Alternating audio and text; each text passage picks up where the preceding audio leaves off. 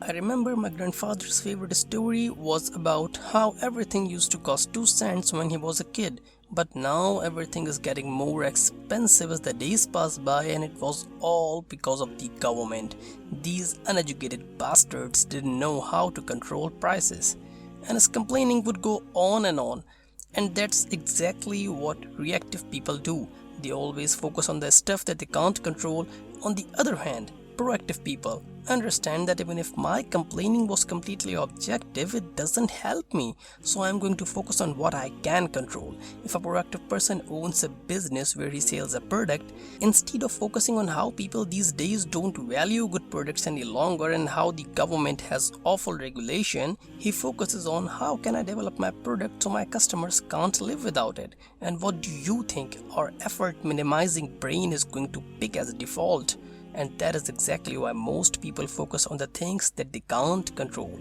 Habit number 1 is be proactive. Now imagine that you are at a funeral, but this one's very different from all the funerals you have ever been to. You are standing on the casket and you see yourself.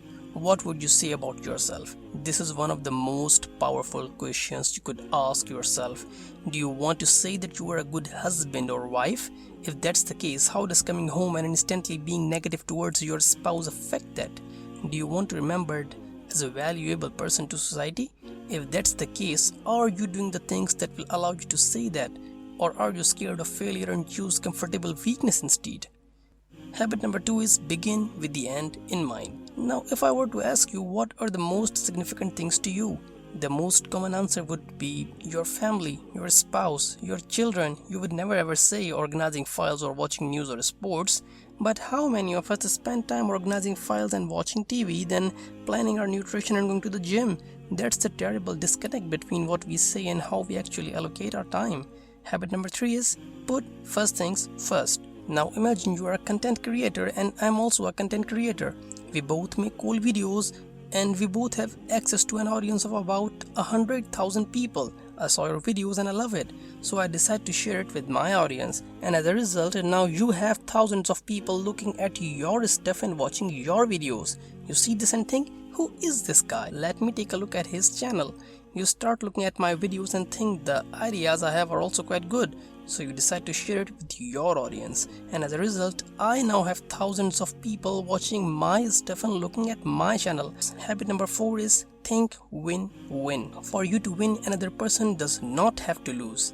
Something I want my viewers to do is to subscribe to my channel, but you will never hear me say, well, I worked really hard guys, I dedicated so many hours to this, please subscribe. Look, who cares if I worked hard? Who cares if I've spent days creating this video? The real question is, does it offer value to you? And why should you bestow your time to subscribing? Habit number 5 is something that I try to use every single day. Every interaction that I have and with every comment that I reply to. And it is this.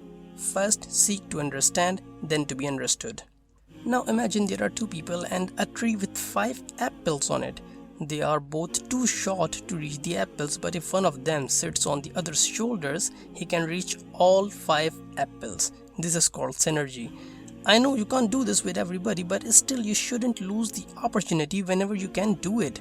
Habit number 6 is synergize.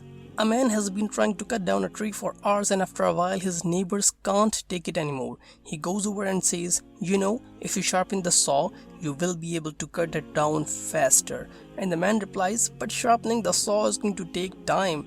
Now we might laugh at this story, but we do the same thing all the time. We can't find 20 minutes a day, 3 times a week to go to the gym. Our health worsens to a point where we are physically incapable of being effective. We can't read a book for 15 minutes a day and mentally stimulate ourselves. No, these things take too much time. It's like telling your engineer, don't worry about the foundation. Where can we get the bricks that will float in the air? Habit number 7 is sharpen the saw. And these are the 7 habits of highly effective people by Stephen Covey.